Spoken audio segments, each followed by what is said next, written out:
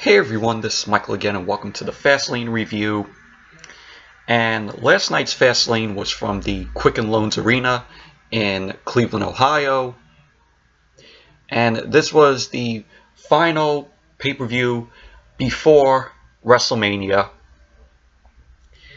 And I gotta say, last night's Fastlane, I thought it was a solid show. It was a decent show. It did have some matches that were like meh on the card, but overall, like I said, it was a solid show. It was a solid, decent show. So I'm gonna start with the match that was on the kickoff, and I did watch this match, and it was originally going to be two matches that were going to be on the kickoff show. It was originally supposed to be Rey Mysterio versus Andrade Cien Almas, but that didn't happen, and we just got Xavier Woods and Big E versus Shinsuke Nakamura and Rusev. And this was a tag team match, and this was a decent match. Really liked it. It was back and forth between them, and Xavier Woods and Big E worked really well here in this match. And Xavier Woods and Big E, they ended up getting the win. They ended up hitting the up, down, down on Rusev to score the win. So Xavier and Big E pick up the win against Nakamura and Rusev. And this is not the last time that Nakamura and Rusev see Xavier and Big E. Eventually something happened later on, on the pay-per-view, which I'll get to. So, but all in all, it was a decent match. It was a decent match for the kickoff show. And now we're going to start with the regular matches on the card. And the first match to kick off Fastlane was the SmackDown Tag Team Championships match. The Usos versus The Miz and Shane McMahon. And this was another decent match that I really liked and enjoyed. The Usos, very entertaining. They're 6-time SmackDown Tag Team Champions.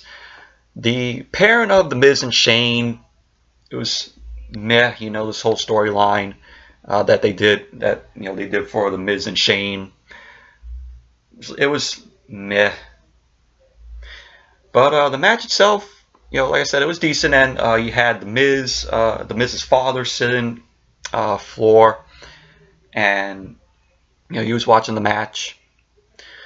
But the Usos end up getting the win because the Miz went and hit a frog splash. Jey Uso ended up catching Miz, and Jey ended up rolling up Miz for the pin. And so the Usos still retain the tag team championships. And even though the matches on this pay-per-view were predictable on paper, and we all knew that it was gonna go with some of the matches. The matches were gonna be predictable of the winners. But all in all, the matches were decent and some were meh. So, but overall, the Usos end up winning the match, retaining the SmackDown Tag Team Championships, which was predictable. We all knew that. And after the match, we all knew this was coming. Shane ended up turning heel on The Miz, and so Shane ended up beating The Miz down. And at a point, Shane went to Miz's dad, and he's like, "Oh, look what I'm gonna do. Look what I'm doing to your son right there." And then Shane just starts pounding away on The Miz. So this eventually sets up a match for Shane and Miz taking place at WrestleMania. So this is gonna happen now. But WWE turning Shane McMahon heel. This was supposed to happen like a couple of months back, but they ended up holding it off because there was talks about them turning Shane heel. So it happened last night at Fastlane. So really, I'm interested in seeing what Shane is going to do as a heel. He was a heel back in the day, back in the Attitude Era. He played a great heel back in the Attitude Era. So we'll see what happens tomorrow night on SmackDown. Yes, I'm doing this video the next day. Today's Monday. So you're going to get 2 videos today. This video, the Fastlane review, and Monday Night Raw review later on tonight. So, but all in all, it was a decent match between the Usos, The Miz, and Shane. And then after that, we had a Handicap promo from Baron Corbin, Drew McIntyre, and Bobby Lashley. And they were talking about how they're going to break the Shield, and they end up saying that they run Raw, and that they're the new dominant force in WWE. It was a little promo from them. And then after that promo, we had Elias in the ring, and my God, we had 3 Elias segments during this pay-per-view. This was not needed. It was just Elias just in the ring singing and talking shit about Cleveland. That was it. Through pretty much all 3 segments. So he was in the ring saying how Miz just got his ass kicked and how he can see the future. And he says Miz isn't going to age well if that's really his dad. It was just that from Elias. This, like I said, this was not needed to have 3 Elias segments last night. Was not needed. Then we had Asuka versus Mandy Rose. This was terrible. This was a terrible match in my opinion. Sorry about that, but I was saying, the next match was Asuka versus Mandy Rose, and this was for the SmackDown Women's Championship. This was a terrible match in my opinion. Mandy Rose, she's good in the ring. Asuka, WWE having her not appear on television since the Rumble was, it was like, oh, wanted, where's Asuka? With the SmackDown, Women's Championship. So, but anyways, Sonya Deville was at ringside on the floor. But match was terrible. Asuka got the win because there was a point in the match where Sonya Deville ended up retrieving a kendo stick from under the ring, and the ring apron was like half in the ring. And Mandy Rose was going for a move to Asuka, but Mandy Rose ended up slipping on the ring apron, and that led to Asuka hitting a kick to Mandy. And so Asuka retains the SmackDown Women's Championship, which we all knew. We all knew it was going to happen. And then we had, after the match, Sonya Deville ends up tending to Mandy, but Mandy wasn't having any of it. Shrugs off Sonya as Sonya tries to apologize to Mandy. So they're teasing maybe a Fire and Desire breakup. So who knows? They're teasing it because WWE has been teasing this, as I seen. Like for a while with with Mandy Rose and Sonya Deville. It's happened before. But all in all, it was a terrible match. And then we saw Big E and Xavier Woods backstage, to collect Kofi Kingston. Tells them that Kofi ends up telling them that, you know, they've been waiting outside the door, and they end up barging into Vince, into the McMahon family like office, and Vince was in there. Vince ends up saying that he's been waiting for an hour. And the New Day end up pitching Vince Kofi's story and telling Vince, you know, all the things, you know, he's been looking for have been there for 11 years in Kofi Kingston. And, you know, the people were chanting Kofi, and it was like, if Vince wants to do the right thing, he'll make the title match a triple threat. And Vince ends up liking it. He says the match is a triple threat, and that Big E and Xavier Woods are banned from ringside. And Vince says the match is happening next. And so Kofi makes his entrance, and the ring announcer, who was Greg Hamilton, and the referee, who was Mike Chioda, they were flagged down by a crew member.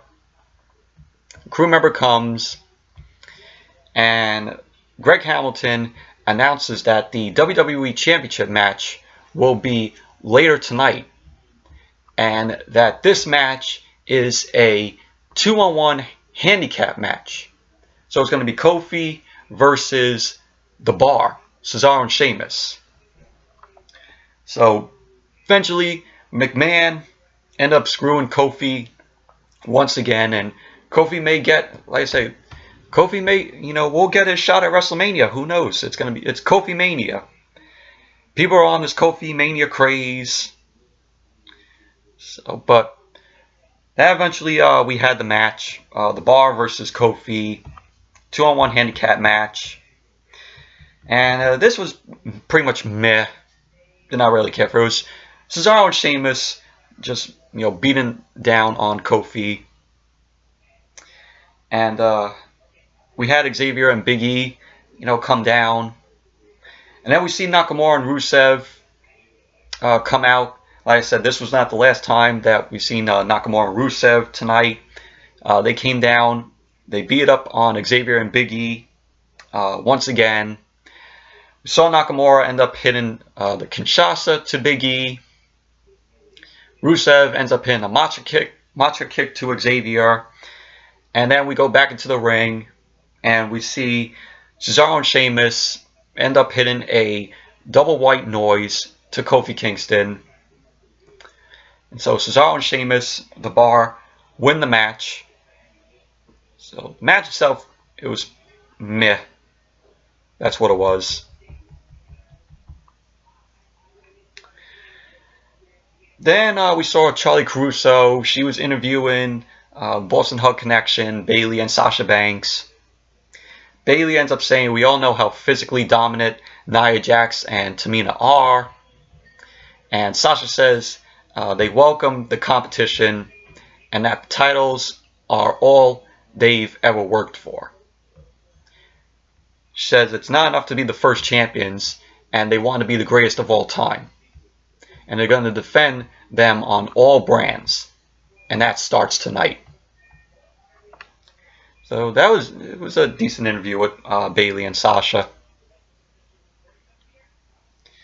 And then once again we see Elias in the ring. At this point I was like, that's what I was like when Elias came on again. Oh no, I'm not that big of a fan of Elias.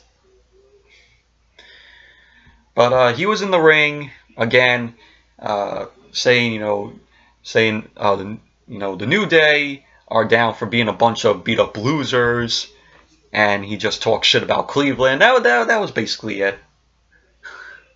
And that's not the last we saw of Elias. So then we had the Revival versus Aleister Black and Ricochet and Chad Gable and Bobby Roode. This was a triple threat match for the Raw Tag Team Championships. And this was a decent, enjoyable match. You know, Aleister Black and Ricochet, they make a good They make a good tag team together. They were in the Dusty Rhodes Classic on NXT, which they had a really great match on there on Wednesday's edition of NXT. The Revival here, they got the jobber entrance where, like, they don't show them come out and they're already in the ring. So it sucks. It sucks seeing the Revival come out, and already be in the ring. We don't see them come out for their entrance. I'm like, WWE said, oh yeah, we're gonna give you the tag team championships. We apologize because as we all know, the Revival was wanting to leave WWE. They were unhappy with their positions and WWE booking them into crap matches. Having matches, Lucha House Rules matches with the Lucha House Party and shit like that, and them losing, losing every match that they were in. And so WWE rewarded them the Raw Tag Team Championships, so the Revival would stay with WWE and not walk out and go to AEW. That's the only reason why WWE put the Raw Tag Team Championships on the Revival. But, so yeah, the Revival end up getting the win. They end up pinning the Shatter Machine on Chad Gable. And so the Revival still retained the Raw Tag Team Championships. After the match, we saw Bobby Roode. He ended up attacking the Revival. He hit Scott Dawson with the Glorious DDT. Aleister hits a spinning kick to Bobby Roode. And then we see Ricochet end up hits his 630 on Dash Wilder. And that was basically what happened after the match. All in all, the match itself, it was decent. And then we had, after that, we had Samoa Joe versus Rey Mysterio versus Andrade Cien Almas versus R-Truth. This was a fatal 4-way for the United States Championship. This was a unannounced match because originally it was supposed to be Mysterio versus Almas on the Kickoff. So, like I said, that didn't happen, and so they put him in this fatal 4-way unannounced match for the United States Championship. And this was an entertaining match. Mysterio and Andrade delivered here once again, like they always do. Samoa Joe did decent here. Point in the match, we saw Zelina Vega. Zelina Vega was out there, and also Carmella. So Zelina Vega ends up kicking R-Truth on the outside. And then Carmella, doesn't like what she's seeing, doesn't like what she's seeing, and so she goes after Zelina Vega. Carmella ends up taking down Zelina. And Andrade, Cien Almas, and R-Truth end up separating the both of them. And then we see in the ring, Joe hits a Uranagi to Rey Mysterio. Truth ends up breaking up the pin count. And so, the end of the match, Joe ended up locking in the Accolade to Mysterio. And Samoa Joe wins the match. Still retains the United States Championship. So, it's good. Joe is going into WrestleMania the United States Champion. And I really like that. So, but all in all, it was an entertaining match. And then we see, the next match, it was Bayley and Sasha Banks versus Nia Jax and Tamina. Tag team match for the Women's Tag Team Championships. And this match was terrible. This was a terrible match. This was a terrible way for Bayley and Sasha to defend their Women's Tag Team Championships. I mean, out of all them, Nia Jax and Tamina, want a shot at them, where you got a lot of other women who could vow to take on Bayley and Sasha. I mean, you got Sonya Deville, Mandy Rose. You have the Iconics.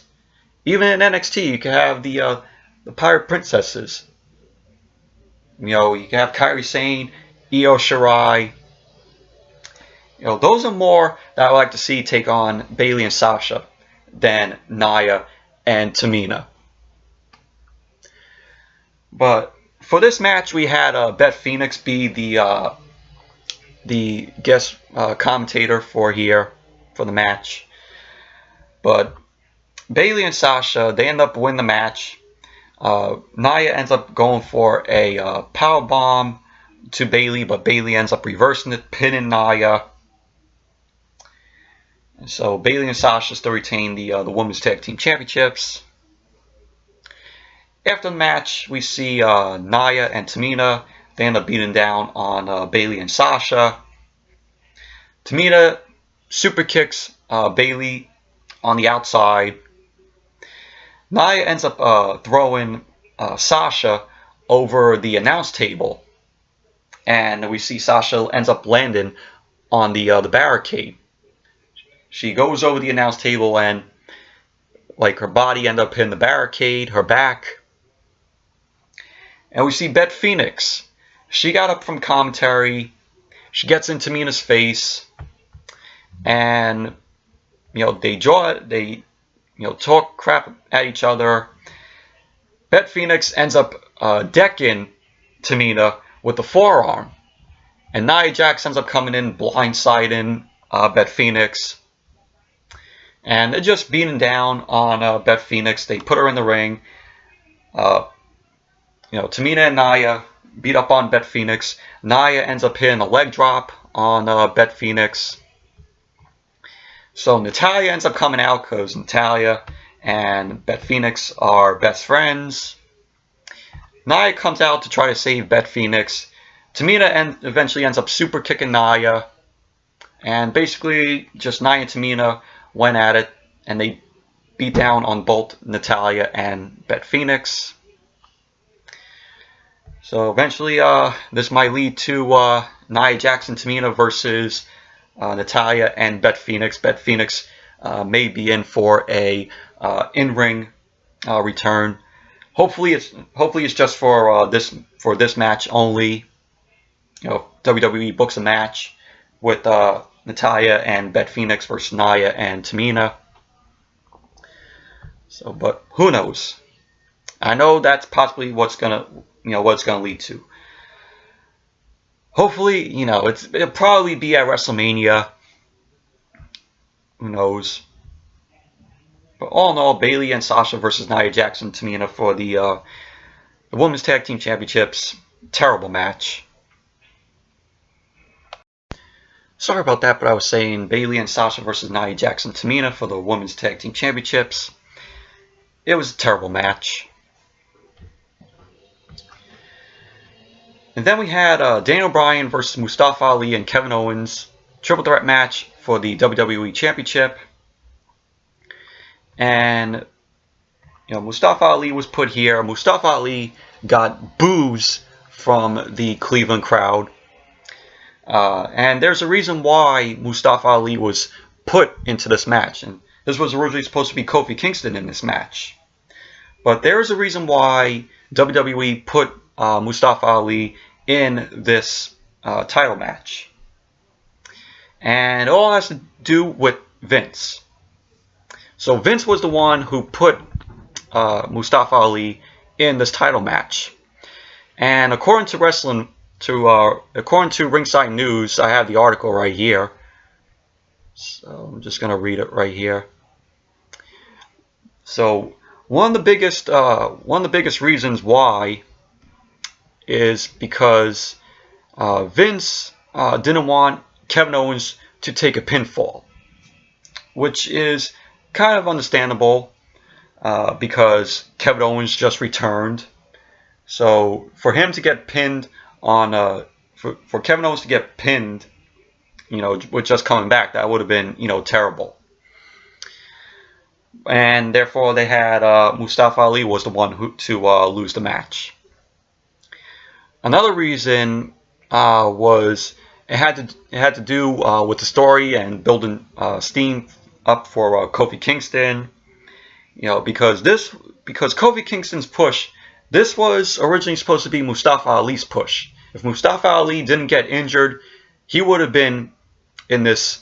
He would have been in this whole storyline, push that WWE would have possibly given him. So that was mainly one of the reasons why Mustafa. That was the reasons why Vince put Mustafa Ali in the title match. But all in all, this was an enjoyable match. Daniel Bryan, Mustafa Ali, Kevin Owens. Mustafa Ali, really impressive in this match. Really liked the wrestling here. And it was just back and forth. You had Rowan getting involved at points here in the match. And I was like, wow, at this point in the match, was Mustafa Ali was on the second turnbuckle, and I guess he was going to the top, but Daniel Bryan ended up kicking him, and Mustafa Ali went flying into the barricade. And I was like, holy shit! He took that, it looked like a really bad, move going back to Mustafa Ali. But I can't believe Mustafa ended up selling that move. But Daniel Bryan ended up getting the win. Ends up retaining the WWE Championship. He ended up hitting his flying knee to Mustafa Ali. And we saw after the match, Rowan ends up hitting the claw slam on Mustafa Ali. And that was basically what happened. But all in all, it was an enjoyable match. It was decent.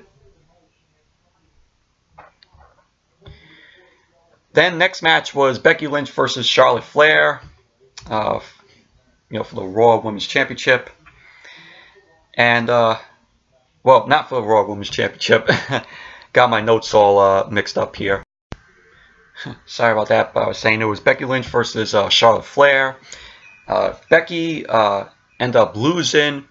She's out of WrestleMania, so it would just be Charlotte versus Ronda for the Raw Women's Championship. But if Becky Lynch won, she would be added into the match at WrestleMania, and it will be a triple threat for the Raw Women's Championship. And the match itself, it was meh. Did not care for it. Ronda Rousey, and the match itself wasn't that long anyway. But match ended in a disqualification, which was going to happen because Ronda ends up coming in. And so Becky Lynch ends up winning the match by disqualification. So now it will be a triple threat match at WrestleMania for the Raw Women's Championship, which we all knew was going to happen. We all knew WWE had plans for it. So we're going to get that, which we all knew. All in all, the match itself, it was meh. It was a short match. Then we see once again Elias in the ring. He was singing to us a song again. This time saying how he's not a fan of Becky Lynch. It was basically just that. And then we have Wavy Evans coming out with her waves, walking down the ramp as always. Then we see Randy Orton come out of nowhere, and he ends up RKOing Elias. And AJ Styles comes out. We see AJ Styles on the apron. Styles ends up hitting the phenomenal forearm to Randy Orton. So,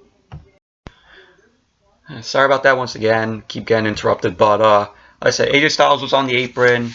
Styles ended up hitting the phenomenal forearm to Randy Orton. So eventually I heard it's going to be Styles versus Orton at WrestleMania. That might possibly be the plan. Who knows if WWE is going to put that on the WrestleMania card. So, but who knows? So we had that. Thank God that was the last we saw of Elias for the pay-per-view. So, but yeah, then we had the main event. The Shield, Seth Rollins, Dean Ambrose, Roman Reigns versus Baron Corbin, Drew McIntyre, Bobby Lashley. 6-man tag team match. And, even though, I'm over with WWE, doing the Shield once again, putting the Shield back together, I'm so over it. They only do this because of Roman Reigns, to get that Roman Reigns hype back up, so they could book him in main events and get the crowd to boo the hell out of Roman once again. So Vince ended up getting his way, because this is what it's going to lead up to, people. It's going to lead up to Roman Reigns being in the main event once again.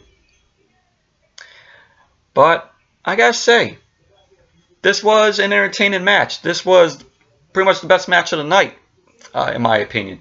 This was just a crazy match.